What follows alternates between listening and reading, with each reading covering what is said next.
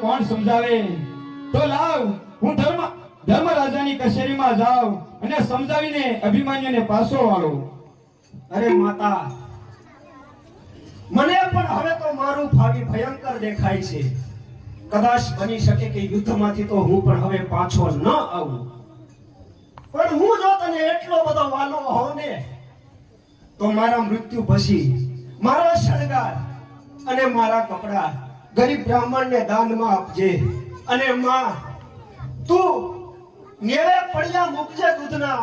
હું પુત્ર રૂપે નહીં પણ પિતૃ રૂપે આવી પી જાય.